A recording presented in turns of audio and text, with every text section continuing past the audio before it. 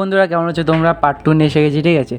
Part 2তে হবে কীভাবে মানে ইয়েটা বানায়, মিষ্টির দলাটা বানায়। আর দেখতে পাচ্ছ ভাই প্রথমে এরকম ডোলে নিচ্ছে।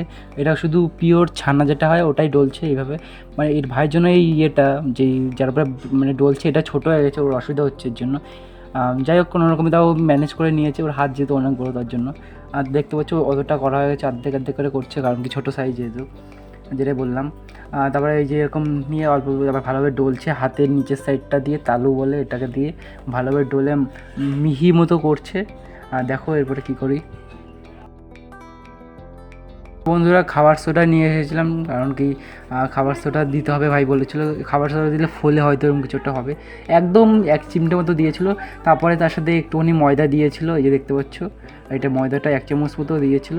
ময়দাটা ভালোভাবে মাখিয়ে, ময়দাটা দেওয়ার কারণ যাতে একটু সফটটা ভালো হয়। তারপরে ভালোভাবে মাখানো হয়েছিল, দেখতে থাকো বুঝতে পারবে।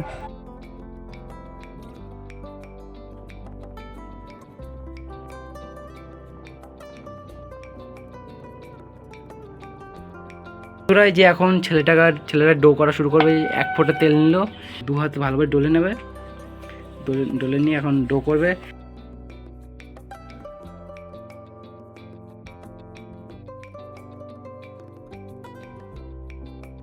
প্রায় বানানো হয়ে গেছে, ছোটো ছোটো বানিয়েছি টেস্ট করার জন্য।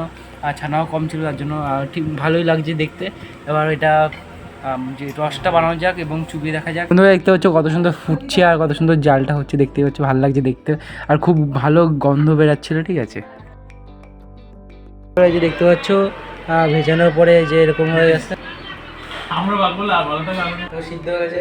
বাকিটা দিব ওটা কাছে শুনে আমি, ঠিক আছে আমি বুঝতে পারছি না দিলে চলবে, কিন্তু রসটাই তো মেন।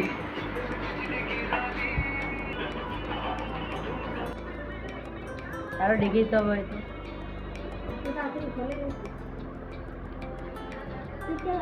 আর বন্ধুরা বলছে যে ঠিকঠাক আছে, ঠিক আছে।